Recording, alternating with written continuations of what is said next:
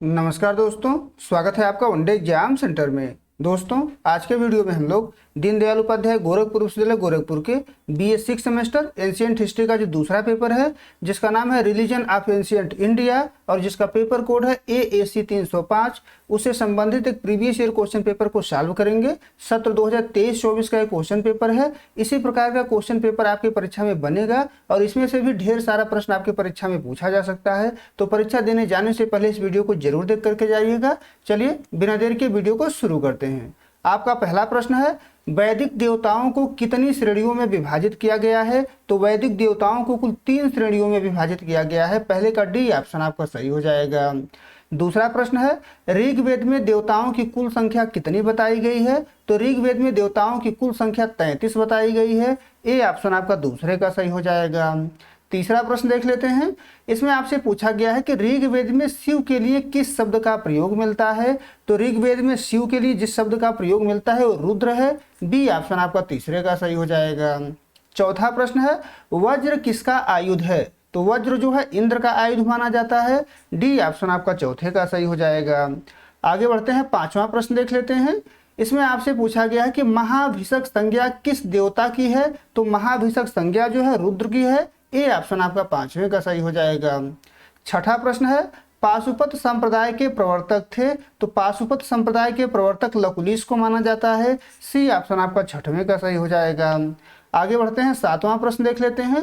इसमें आपसे पूछा गया है कि निम्नलिखित में से किस में गणपति का विनायक के रूप में उल्लेख मिलता है? तो गणपति का विनायक के रूप में जो उल्लेख है वो बौधायन धर्म सूत्र में मिलता है। ए ऑप्शन आपका सातवें का सही हो जाएगा।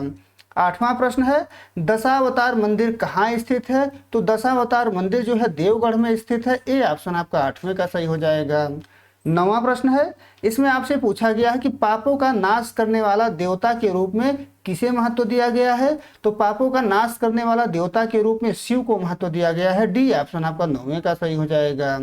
10वां प्रश्न है, गायत्री मंत्र का सर्वप्रथम उल्लेख कहाँ मिलता है? तो गायत्री मंत्र में सर्वप्रथम उल्लेख जो है ऋग्वेद में मिलता है। सी ऑप्शन आपका 10वें का सही हो जाएगा। आगे बढ़ते हैं, 11 नंबर प्रश्न देख लेते हैं। इसमें आपसे पूछा गया है कि सूर्य को किसका पुत्र माना गया है? तो सूर्य को धौष का पुत्र माना गया है। बी ऑप्शन आपका 11 का सही हो जाएगा। 12 नंबर प्रश्न है, निम्नलिखित में से किसे नृत्य कला का महानतम आचार्य कहा गया है? तो नृत्य कला का महानतम आचार्य शिव को कहा गया है। ए ऑप्शन आपका 12 का सही हो जाएगा। 13 नंबर प्रश्न है, ऋग्वेद के कितने सूक्तों में सूर्य का वर्णन है? तो ऋग्वेद में जो है कुल 10 सूक्तों में सूर्य का वर्णन है। 13 का बी ऑप्शन आपका सही हो जाएगा। आगे बढ़ते हैं, 14 नंबर प्रश्न देख लेते हैं।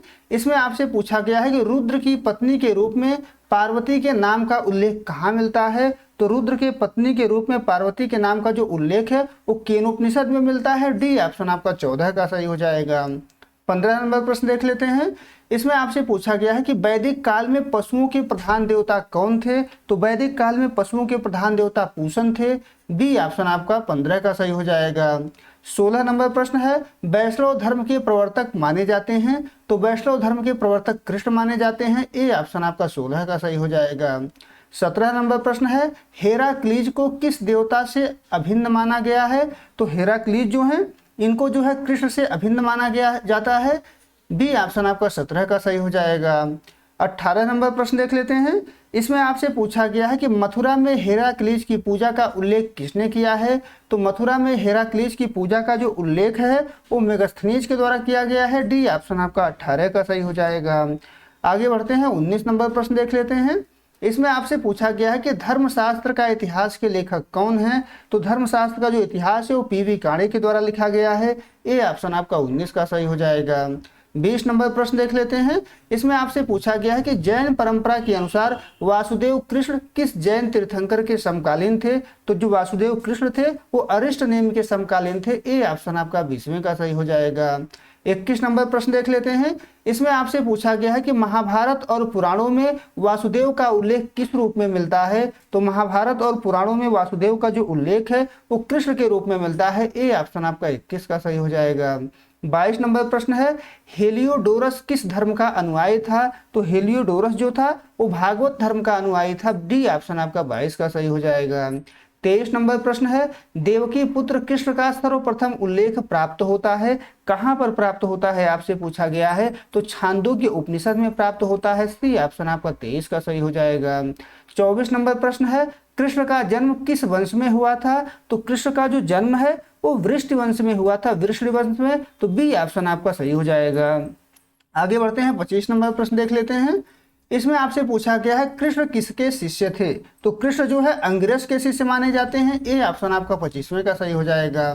26 नंबर प्रश्न है, अवतारवाद का संबंध है, अवतारवाद का संबंध किससे है, तो अवतारवाद का संबंध वैष्णव धर्म से है। डी ऑप्शन आपका 26 का सही हो जाएगा। 27 नंबर प्रश्न है, विष्णु का प्राचीनतम अवतार माना जाता है, तो कौन सा अवतार विष्णु का प्राचीनतम अवतार माना जाता है, तो मत्स्य अवतार जो है विष्णु का प्राचीनतम अवतार माना जाता है। सी ऑप्शन आपका 27 का सही हो जाएगा।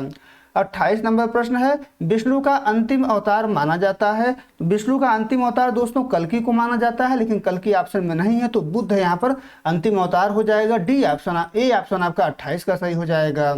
आगे बढ़ते हैं, 29 नंबर प्रश्न देख लेते हैं। वीर शैव संप्रदाय के संस्थापक थे, कौन थे आपसे पूछा गया है, तो वीर शैव संप्रदाय के संस्थापक जो है बसव को माना जाता है। डी ऑप्शन आपका 29 का सही हो जाएगा। आगे बढ़ते हैं, 30 नंबर प्रश्न है। इसमें आपसे पूछा गया है कि सूर्य के प्राकृतिक स्वरूप का वर्णन कहाँ मिलता है, तो सूर्य के प्राकृतिक स्वरूप का जो वर्णन है वो ऋग्वेद में मिलता है। ए ऑप्शन आपका 30वें का सही हो जाएगा। आगे बढ़ते हैं, 31 नंबर प्रश्न है, वैदिक साहित्य में किस देवता के लिए वक्रतुंड शब्द का भी प्रयोग किया गया है, तो वक्रतुंड शब्द का जो प्रयोग है वो गणेश के लिए किया गया है। ए ऑप्शन आपका 31 का सही हो जाएगा। 32 नंबर प्रश्न है, निम्नलिखित में से शिव का वाहन कौन है, शिव का वाहन कौन है आपसे पूछा गया है, तो शिव का वाहन नंदी है। बी ऑप्शन आपका 32 का सही हो जाएगा। आगे बढ़ते हैं, 33 नंबर प्रश्न है। इसमें आपसे पूछा गया है कि वैदिक काल में पुरंदर किसकी उपाधि थी, तो वैदिक काल में जो पुरंदर थे वो इंद्र की उपाधि थी। बी ऑप्शन आपका 33 का सही हो जाएगा। आगे बढ़ते हैं, 34 नंबर प्रश्न देख लेते हैं। ऋग्वेद के कितने सूक्तों में इंद्र का उल्लेख है, तो ऋग्वेद के कुल जो है 250 सूक्तों में इंद्र का उल्लेख है। डी ऑप्शन आपका 34 का सही हो जाएगा। 35 नंबर प्रश्न है, पुराणों के अनुसार गणेश का वाहन कौन है, तो पुराणों के अनुसार गणेश का जो वाहन है वो मूषक है।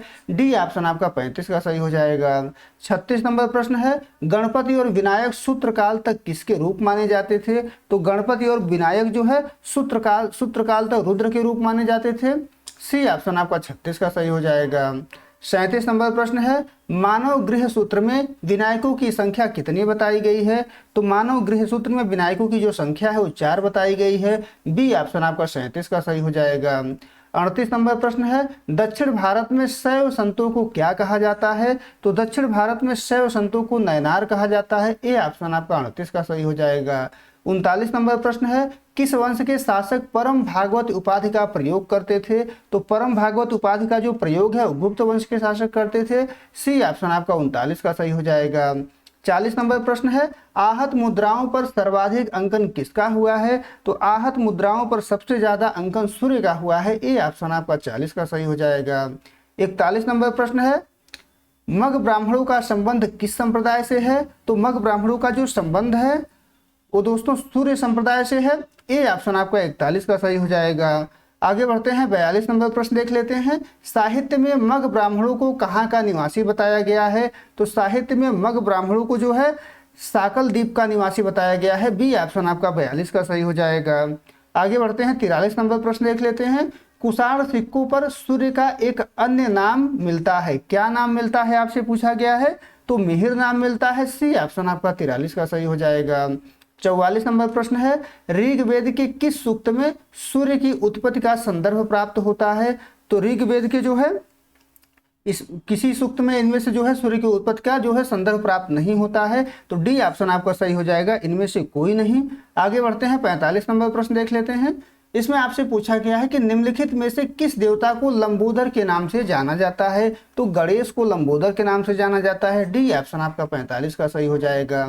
46 नंबर प्रश्न है, विद्यारंभ संस्कार किस देवता की स्तुति से प्रारंभ होता है, तो विद्यारंभ जो संस्कार है वो गणेश की स्तुति से प्रारंभ होता है। सी ऑप्शन आपका 46 का सही हो जाएगा। आगे बढ़ते हैं, 47 नंबर प्रश्न देखते हैं। गणपति शब्द का शाब्दिक अर्थ है, तो गणपति शब्द का शाब्दिक अर्थ होता है गणों का प्रमुख। बी ऑप्शन आपका 47 का सही हो जाएगा। 48 नंबर प्रश्न है, गृह सूत्रों में किसे विघ्न और बाधाओं का देवता कहा गया है? तो विघ्न और बाधाओं का जो देवता है वो विनायक को कहा गया है। ए ऑप्शन आपका 48 का सही हो जाएगा। 49 नंबर प्रश्न देख लेते हैं, मोदक किस देवता को प्रिय है? तो मोदक जो है गणेश को प्रिय है। सी ऑप्शन आपका 49 का सही हो जाएगा। 50 नंबर प्रश्न है, मार्शल के अनुसार सिंधु सभ्यता के प्रधान देवता पशुपति थे। ए ऑप्शन आपका 50वें का सही हो जाएगा। उम्मीद है दोस्तों आपको ये वीडियो पसंद आया होगा। अगर वीडियो अच्छी लगी तो हमारे चैनल को सब्सक्राइब कर लीजिए, वीडियो को लाइक और शेयर कर दीजिए। बहुत बहुत धन्यवाद।